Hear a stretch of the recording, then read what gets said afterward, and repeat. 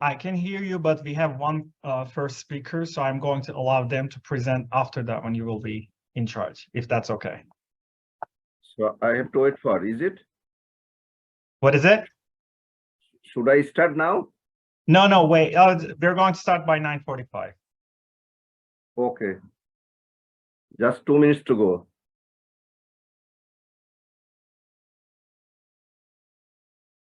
I mean, it's up to you, yeah. Shall we go ahead and start? It's already 9:43, so we can just have some more time. So I think it's good. I think we can just go ahead and start if that's all right for everybody. I'm just checking the time. Okay, so hello everyone. This is Vecihi Serbay Zambak. I'm an assistant professor of math education from Monmouth University, from the School of Education. Thanks a lot for joining us today. Those in person, but at the same time, those who joined through the Zoom as well. I'm the moderator for this session, and then during which I'm going to just let you know like how many minutes that you're supposed to dedicate for your presentation. So there are two papers for this session. The first one is by our Jeremy Lackman. The name of the paper is Incorporating Sustainability into a University Study Abroad. And then the second paper by Professor Hossain and I'm just trying to find Mahbuba Nasreen from the Bangladesh University of Professionals. So they're joining through Zoom. So that is why this session will be hybrid, or we call it HyFlex, okay? So each paper has 10 minutes to present. So we have two papers. So the last 10 minutes will be for Q&A, question and answer, and the discussion for both of the papers, okay? As a moderator, I'm going to let you know when you have 2 minutes or 1 minute at the end too, so that you can manage your time in a better way. In the program, we have Jeremy Lackman as the first one, but Professor Mokadam, if you want to be the first, I would be more than happy to let you do it, if that's all right. Okay, I'll be the first one, if you allow me. Okay, of course, yes, definitely. So go ahead and start. So you already started to share your screen. Thanks a lot for joining us. And I will let you know when there are 2 minutes and then 1 minute. Okay. So I just mute myself for now.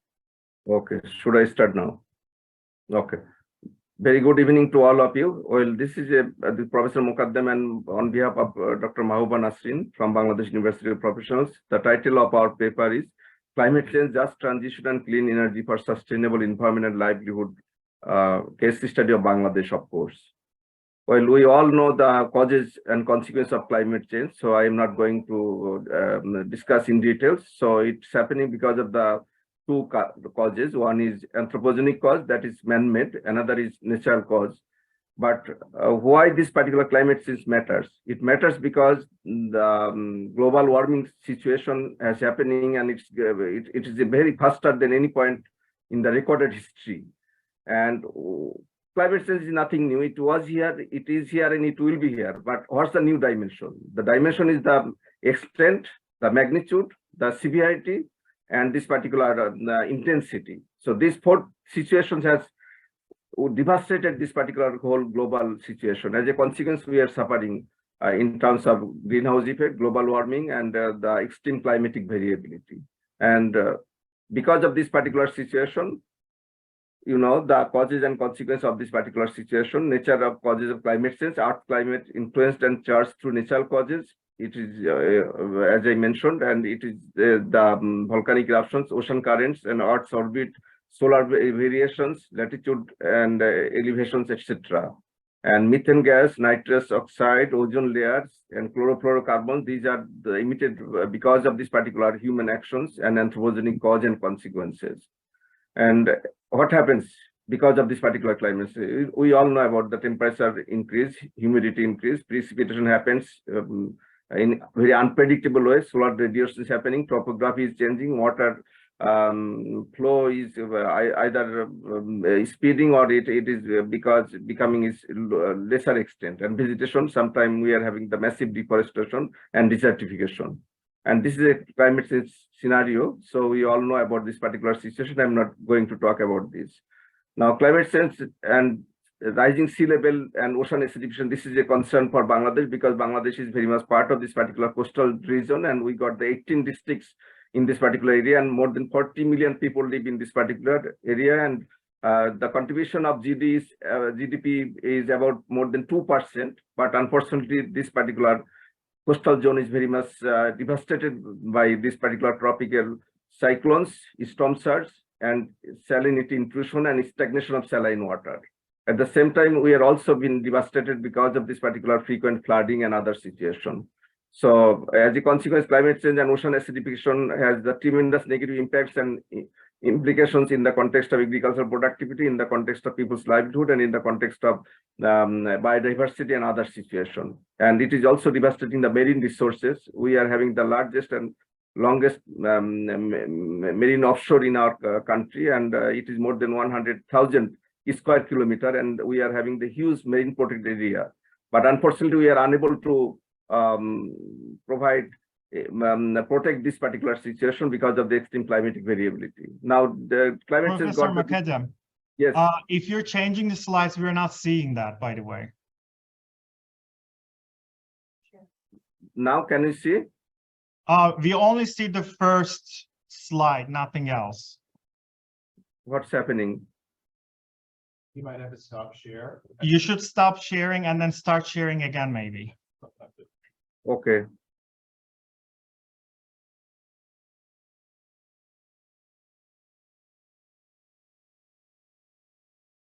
Can you see?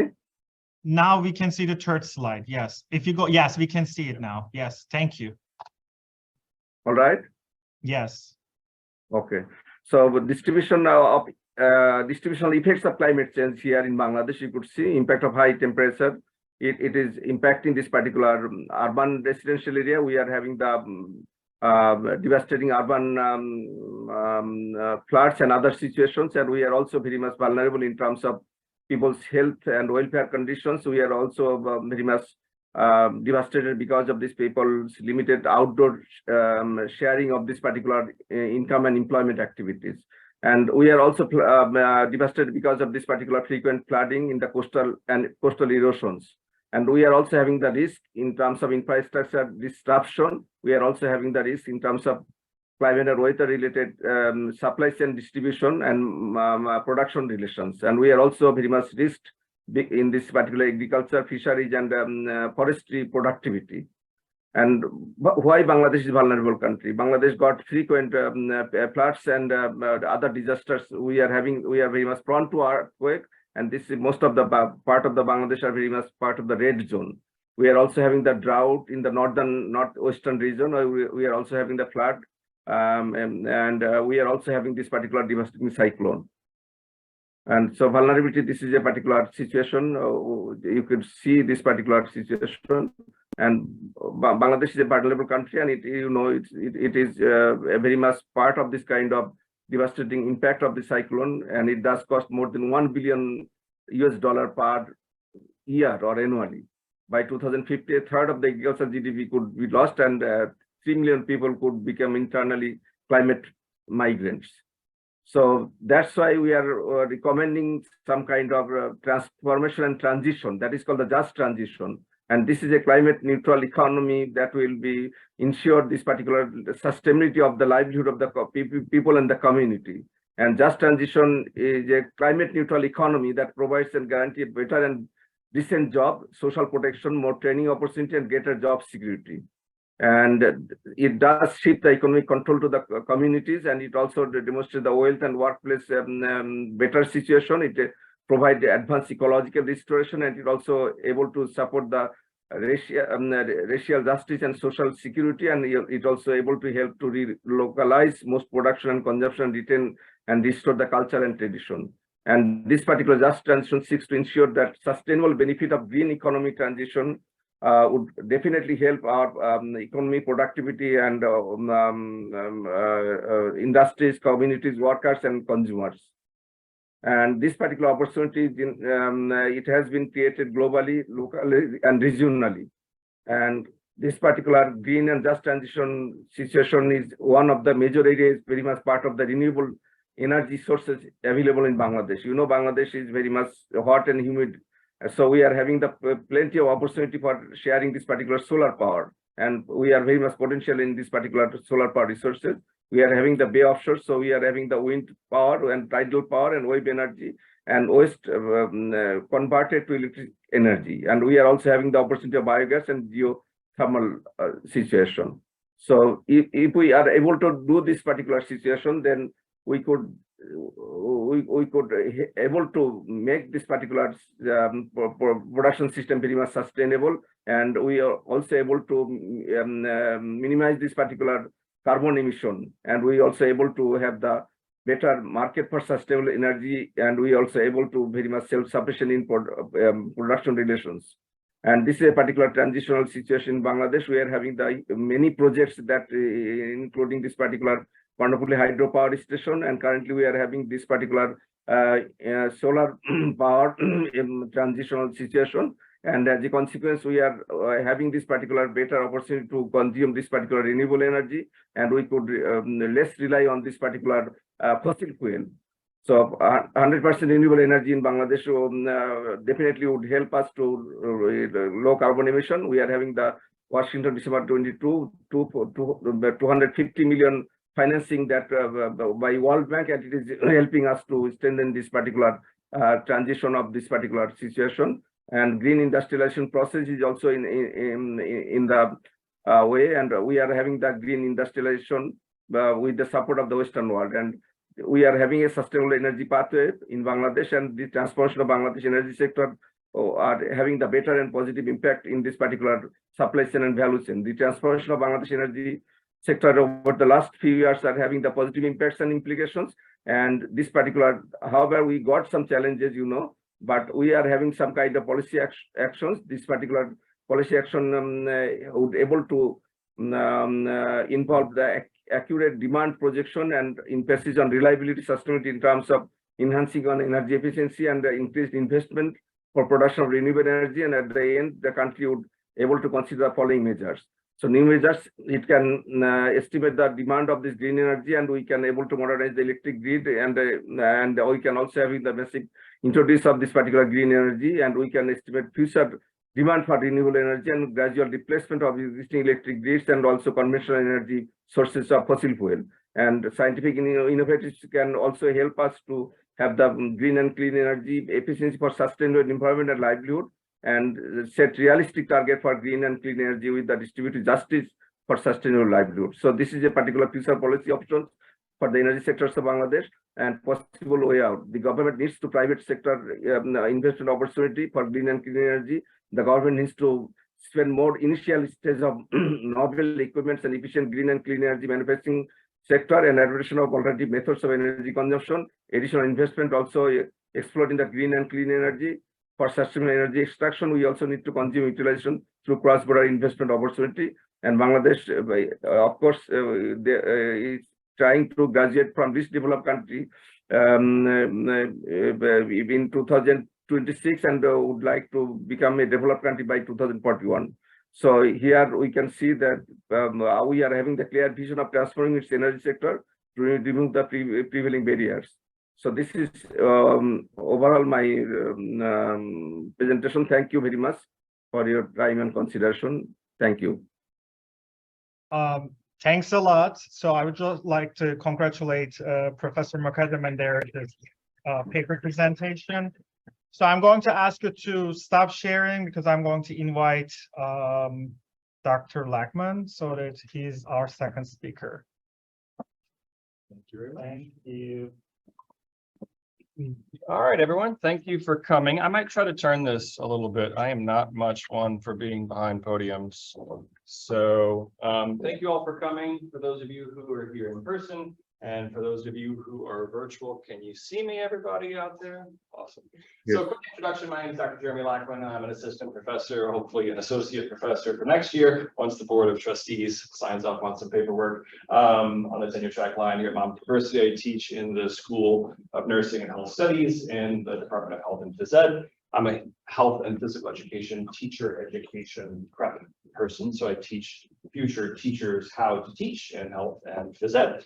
And when I saw the topic for the conference, I thought, oh my gosh, could there be any better kismet in this world, right? It's sustainability and teaching, and I do a study abroad program to Costa Rica, and Costa Rica is one of the world leaders in sustainability. And I put in for the presentation, and I figured I'd give you a little chat about kind of what I do specifically, very hands-on, very practical things that I do for my study abroad program to Costa Rica that is related towards sustainability. And so basically, I'll give you a quick overview of the program first, and then kind of talk about some very specific nuts and bolts of what I do.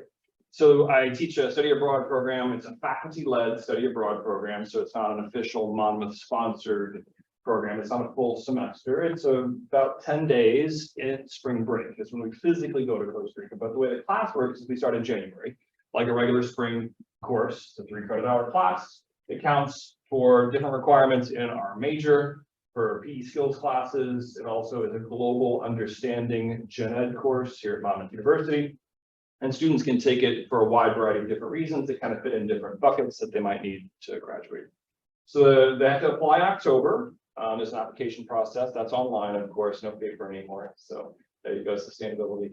And what happens is students, after they apply, they're accepted into the program. The class officially starts then in January. They've already booked their flights. They've already gotten their passports. They've already signed off on a bunch of paperwork from Monmouth. And the class starts in January. It's one night a week for an hour and 20 minutes on Tuesdays from 6:05 to 7:25. It's at night.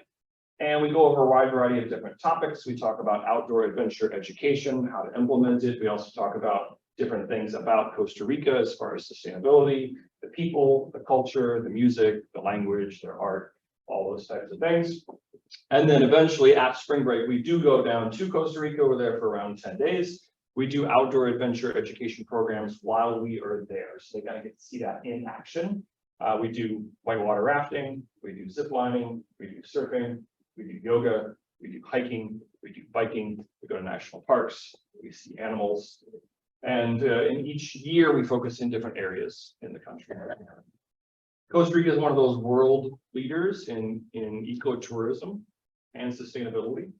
About 27% of the entire land mass of Costa Rica is protected, either national park or area. So almost a third of their land is protected. Most other countries come in around 8-12%, right? So that's a huge number.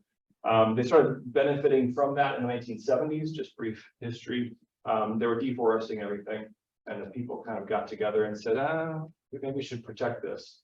I don't know if they had the foresight to see what it would reap later on, but by protecting those areas and those environments, what happened is the animals stayed, the areas became beautiful, and then tourism started. And people came to go to Costa Rica specifically to see the animals in their natural habitats, which they had protected, which then in turn gave a huge investment back on saving that one tree. Instead of cutting it down, logging it, and selling it once, now you have a renewable source of economy from ecotourism every single year from hundreds of thousands of people, and has turned into millions of dollars as one of the largest, probably the largest, has bypassed agriculture as the main driver of their economy is tourism. So in the class, some specific things that we do, well, we finish out the class, we come back after spring break and then finish this until May, and then we have grades and it's over. And students have 3 credits and hopefully they've had a life-changing experience. So specifically in the class, I'll give you a couple things we do and then a couple things we do in country. Printing, of course, is kind of a thing of the past. I know that's nothing new to anyone. Most people use eCampus for a wide variety of their different things. We don't print the syllabus. We load that to eCampus. We don't print off any of the assignments. We load those to eCampus. Students load their papers to eCampus. They're graded on eCampus. We try to cut down on printing as much as possible. Students do create a video that they'll load to YouTube, and they'll show a video as one of their assignments. We do have quizzes. Those quizzes are weekly. They have to read a chapter in a textbook, and then they come to class and they take a quiz. We do a double-sided Scantron, and the quiz is on a Word document on the on the screen, basically through the projector. So by using a double-sided Scantron, yes, I am using paper, but at least I'm getting 2 quizzes on one small Scantron sheet of paper. And I don't actually physically hand out the paper to the quiz. It's on the screen, and I read the questions to the students for accommodation issues as well. The other thing that they have is a journal. So I have to write on different topics, and those journals typically are electronically sent to me via eCampus, not printed. But we do have journals that do in country. And because they don't have access to printers or good access to Wi-Fi sometimes, they actually do physically write them on a sheet of notebook paper and they slide it under my door. I'll grade those and then they flip it over and use the other side to try to help with that as much. But we do have them write on different topics that are important to Costa Rica.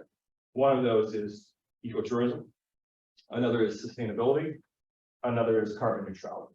So they have to research that information and write about it. And then hopefully we talk about that as well to kind of close the loop. There's an online application, I mentioned that already. And then we have an online textbook as well. So those are all some things we do within the class. In the country, we travel in a pod. So all of us are together on a bus. There's 12 to 15 of us on a bus. We always travel together. I actually require all of my students to bring a reusable water bottle, no plastic, and they have to use the water drinkable in Costa Rica anywhere you go. So they have to use that to fill and drink their water. We do limit the amount of luggage. I actually have a what to pack session before we leave, and I show them a bag that's about this big, and that's everything that I take with me for 10 days. And I have students usually try to donate clothing as they wear it when they go. So they pack light, so they don't take a lot of items. I try to highlight sustainable purchases. They do want to purchase little trinkets and souvenirs and things to bring back. We try to show them some different sustainable options for those. Recycling is a requirement. They have to recycle when they're there. We do not use air conditioning in the bus. We make sure also to try to suggest to them as much as possible to open the windows in the hotels and not use air conditioning as well, and to turn off the lights whenever they're done and only use one towel while they're staying there. The last thing, or a couple other things we do, just limiting water use, limiting showers, of course, short as is physically possible. Sometimes we just suggest the ocean or the pool, whether or not students do that or not. It's one of those things. All of the activities we do are sustainable. So they're all led by tour providers in Costa Rica that are all either blue flag or sustainable opportunities. So all of our activities that we do are sustainable activities. We do leave no trace on all of our hikes. We pack in everything, pack it all back out. And the one thing we do is because we have a flight and because we know that we are, in essence, maybe part of the problem, but hopefully part of the solution too, is to try to offset some of our carbon neutrality. We actually plant a tree in Costa Rica. Every single student gets to plant a tree in Costa Rica. So it's part of my agenda. Whenever I reach out to our tour providers in Costa Rica, I always have to have that as one of our activities. And sometimes it's the favorite for students and sometimes it's not, but they do enjoy that idea. It doesn't completely offset their flight, of course, but it's something. While we're there, we discuss all these things, we do all these things, we walk the walk. And when we come back, we have an entire discussion on what can you do now here in this country that maybe we did there that can better improve the environment while you're here. So thank you all very much for your time. And I'll turn it over. Sure.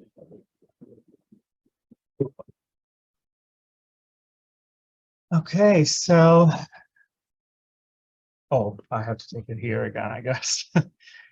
Can everybody hear me? So this is like the last 10 minutes for us or 9 minutes that we have for question and answer and discussion. So you can, people attending from the Zoom can ask questions and I would be happy to deliver that question to Dr. Jeremy Lackman, or from audience, they can ask questions for the Zoom and I would be happy to repeat the question as well. However you want. Any question? I'm going to start with the audience. Yes, go ahead. Yes, I have a couple of questions. One for the first presenter. Mhm. That mentioned towards the beginning of the presentation about just transition. So I'm curious about if this is any role for universities to play in that, particularly how he thinks it could advise the government in Bangladesh about this. And my second question is for the other presenter about, you mentioned towards the end that you do like a debrief after the trip. Have you ever did a survey to experience if there was a change in attitudes and thinking of students? Because maybe they are super excited when they came, but then time passes and then they go back to business as usual. So I was just wondering, I'm curious about that because some trips, even for tourism, do change you quite a bit. I did a safari in March in Kenya, and that changed my life completely. And I have traveled quite a lot around the world, but this particular trip, and I was in a village with the Maasai and all that. That really changed my whole being. And I think this type of a study abroad, which are quite different from the regular study abroad programs you see in the universities, is quite interesting. And my other comment to you is another question is for a comment. If you had any contacts with the United Nations mandated University for Peace, which is headquartered in Costa Rica, at the outskirts of San Jose. If not, we can get rid of it. Okay. I'm going to repeat the question for our first speaker. So Professor Mokaddem, the question Yes. was, if I understood correctly, did you hear the question or do you want me to repeat it? Just repeat it, please. Okay, so as far as I understood, you're asking like, as a university or as an institution, do you provide some sort of like recommendations to your government based on your research that you shared with us? Am I right? Okay. Okay, thank you so much. Actually, I have founded one institute in Dhaka University, Institute of Disaster Management and Vulnerability Studies.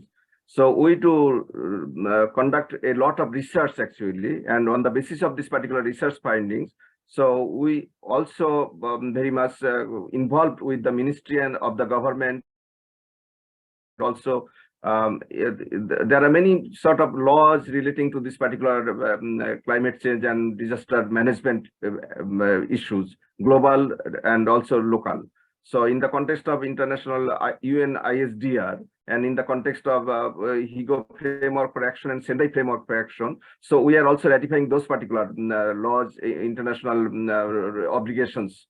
Sendai framework for action, for example, build a better and sustainable livelihood for this particular common people. At the same time, we are also supporting the students by educating themselves actually. So we are having this particular climate issue related curricula and courses starting from the primary school to tertiary level at the higher education university level. So in this way, we are trying to contribute to the students as well as the government. Thank you.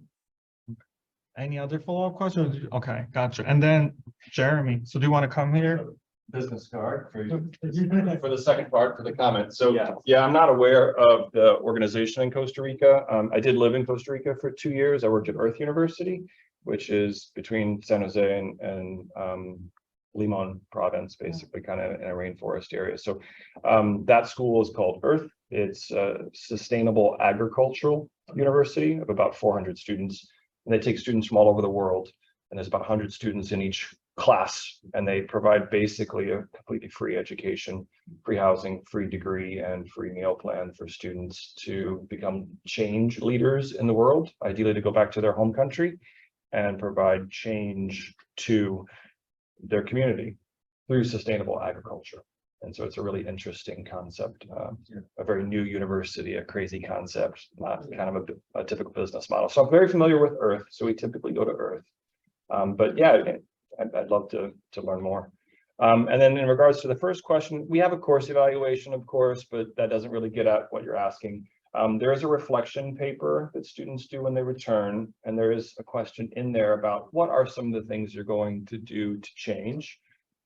It's fairly recent after they've gotten back, within maybe a month or so. So they're kind of still in that newlywed phase where, oh, that was so great. I did all those wonderful things. But when they come back here, maybe the reusable water bottle goes away and the showers become longer and there's more time on the internet and, you know, those types of things. But I would love to have an official, you know, survey, like a pre-test, post-test kind of thing to see actually what has changed. We come back in March and the class finishes in May. So there's only about a month-ish or so there. It would be awesome to continue, you know, a year later, 3 years later, 5 years later. That will be very cool. Yeah. Even when they graduate from the university. Sure. Yeah. Just to kind of see and you know, try to tie it to the course as best as possible, like what specifically from the course changed, you know, your behaviors. Yeah. Because maybe over time it changes and they become more sustainable, but that could be due to something else, not necessarily the class. So, you know, again, hard to kind of pin some of those exact like cause relation things down, but I really like the idea. The study abroad office does have another tool that they use for any students that go away. It's kind of like a post-reflection survey that they fill, but I don't know that it gets really specifically at something as detailed as changes in behavior. related towards assisting adult. A question for you, Jeremy. Jeremy, you can say it. I really like the presentation. Sure. So I had two questions. First of all, what's the cost for students? And second, Sure. what are you trying to achieve in terms of the course? Do you want the students as phys ed tech teachers to do more outside stuff? Is that the relationship? Yeah, I don't know if everyone can hear on the internet. What was the cost? So I'll answer that first. There's a flight which students pay for on their own. It's 600 to 1,000-ish probably. And then we have a program fee. That program fee covers everything else, except for their basically souvenirs, but it covers the lodging, a guide, a bus, a tour driver, their insurance, all of the activities, all of the hotels, and most of their meals. And it's around $3,000. And that's for basically those 10 days. 2,500 to 3,000 typically is kind of the range. And then the second question, for what kind of, To the course, what are you trying to get? sure. So it's a general education global understanding course. So we have a series of outcomes, learning objectives that are required for any global understanding course. And so there's all of that. And then it fits into our department, not necessarily just for health and PE teachers. Actually, I've never had a health and PE teacher take the class. I've had students from our department, from our school, in essence, take the course. And I've had students from other schools, business, and everywhere really take the class. The goal for the class is kind of threefold, really. Sustainability, of course. The other one is in regards to teaching students how to maybe develop their own outdoor adventure education program. And then the third one is really just exposure to a different country, a different language, different food, different people, different culture. So those kind of, like, for me, those are the three kind of main You don't areas. make Spanish a requirement. So how do they meet locals? They do meet some locals, yeah. I mean, they'll definitely meet our tour guide and our driver. And we have a tour provider in Costa Rica, and we meet all of them. And so they chat with them too. And then every place that we go, they're meeting the local individuals who put on the activities, the whitewater rafting and the different things like that. And then, of course, at the hotels, they're meeting people. And then I can't keep the students, unfortunately, under my wing the entire time. And so when class is over at night, I know that they venture out into the bars and restaurants and cities and chat with locals too. So Spanish is not a requirement. I speak Spanish. Of course, our driver and our tour guide speak Spanish as well, and our tour provider. I'm usually the intermediary, so the class is in English. I do have some students that are full native Spanish speakers. I had a student at Monmouth from Costa Rica. Her parents are from Costa Rica and she's from Costa Rica, and she went on the trip. A couple other people are native speakers as well. And then some students want to improve their Spanish. So they may have taken 1 or 2 classes in high school, or maybe 1 here at Monmouth, and they want to work on improving their Spanish. So the class is in English, but there is some Spanish. It's just not a requirement, right? Unfortunately. It would be great if it was completely bilingual, but then that adds another layer of a certain type of a student that has that proficiency to be able to come. And you say you generally take what, like 12, 15? Yeah, it depends. We've taken as few as 7 or 8, and then this past year we had 13 students. I'm going to look at the chat and then ask if there's any question from the Zoom meeting. So I would like to look at the. Okay, so you answered the question. Thanks a lot, Professor Mukaddam Hossain. And is there any other question from the Zoom meeting for any one of the speakers? I just want to ask for one more question because we're already on time, I think. Any question to any one of the speakers? There's one chat, the name of the university in Costa Rica. It's called Earth. Oh, okay. All in caps, EARTH. EARTHEH. University. Yurt, okay. Earth, yeah. Okay, so that is the name of the university that you're attending at in Costa Rica, you said. Okay, thank you. Any other question? If not, I'm going to just thanks for all of the speakers, and then you can keep this discussion on. If you have any question to Jeremy, you can ask right now. We still have some, I think, 15 minutes in between these 2 sessions. And then if you have any other questions from the Zoom meeting, I think you can find all the information from the STAR Symposium's program website, and then contact information, so you can contact each one of these speakers if you're interested in. That's all from me for now, and thanks a lot for anybody who attended this session.